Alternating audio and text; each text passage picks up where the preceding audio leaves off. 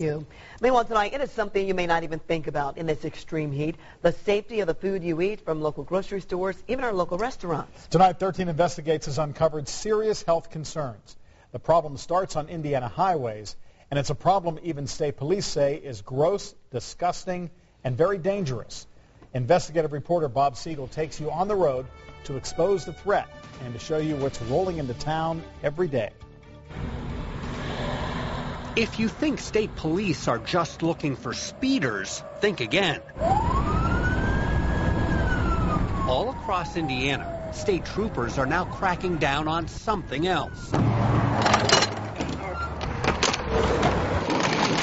It's disgusting. It's absolutely disgusting. Is this going to a grocery store?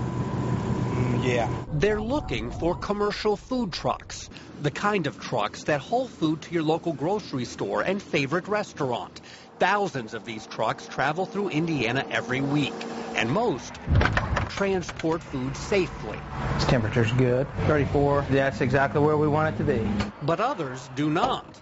They are considered hot trucks, carrying perishable food items at dangerously high temperatures. Yogurt at 63 degrees. To me, that would raise question. Sergeant Rich Kelly stopped this truck near Lafayette, and he's now calling in the local health department. I have a truck stopped out here on I-65, and he's got refrigerated product that is not refrigerated. That's right. Okay. No refrigeration on a truck carrying dairy products and meat for hundreds of miles on a hot summer day. Today it's in the 90s, and and the heat index inside a closed unit, the temperatures can skyrocket. All of this food, 2.5 tons of it, health inspectors ordered it destroyed. Sour cream, yogurt, milk, raw sausage. State law says it's supposed to be kept under 41 degrees, and most of it wasn't even close. Some of the drinkable yogurts were in the 60s, and that allows bacteria to grow, and it becomes kind of like a cesspool of bacteria, and then a person drinks it, and they could easily get sick. Keep in mind, all this food was headed for grocery stores in Lafayette, Indianapolis, and Cincinnati. Sure. And without a stop by state police, it would have made it. It's very possible people could have gotten sick, especially knowing that the truck had another 4 or 5 hours to its final destination. Many of the trucks stopped by state police come from Chicago. Like this one, headed to 5 Chinese restaurants in Indianapolis. That is, until state police found a big problem with the truck's refrigeration unit. It's just not working properly, and it had approximately a 94.7 degree reading at the time of the traffic stop. Again, health inspectors found most food inside the truck at unsafe temperatures. Boxes of chicken, eggs, and beef, bags full of bean sprouts. None of it safe for human consumption. Instead of being thrown away, this food will be thrown to the wolves. Literally. The Wolf Park Research Facility near Lafayette got what might have been someone's Chinese takeout. We don't want somebody to get sick or possibly die from some type of situation that could have been corrected by us on the road. It's why during the summer, state police are on the lookout for hot trucks all over the state. And sometimes even they're surprised at what they find. I'd say there's going to be a huge health concern in this truck. This truck is headed to Hispanic markets in Indianapolis with thousands of pounds of seafood, beef, chicken, and pork.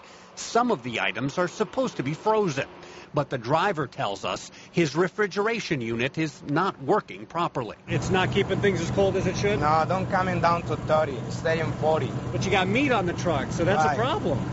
Yeah. State police think it's a problem too. They're not just concerned about the temperature, but also about sanitation. One carcass that's just laying on a wood pallet. Fluids dripping into other boxes. It's disgusting. Making matters worse, inspectors find the truck has bad brakes, and it will take hours to get them fixed. So this truck is not going anywhere anytime soon, and neither is the food. If this stays like 7 hours, it's garbage. It's no good. You wouldn't want to eat it? No. No. But this part of the story is about to take an unexpected turn. Over the next few hours, the truck's brakes get fixed, and the refrigeration unit, it starts working fine. I go on the top and I hit it with a hammer and works good. Health inspectors from Boone County and Marion County determined the meat is still cold enough to be safe. And they say sanitation on the truck does not violate state law. The truck continues on. We follow all the way to a grocery store on the east side of Indy. And with approval from the health department, the load is delivered. I don't know what happened in the morning, but this is good.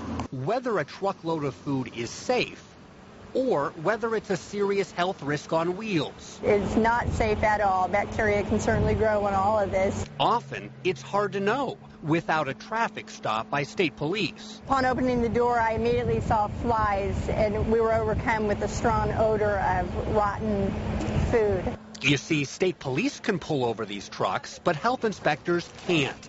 Health departments have no authority to stop these trucks on their own. They are a really big concern because, for the most part, it's out of our reach.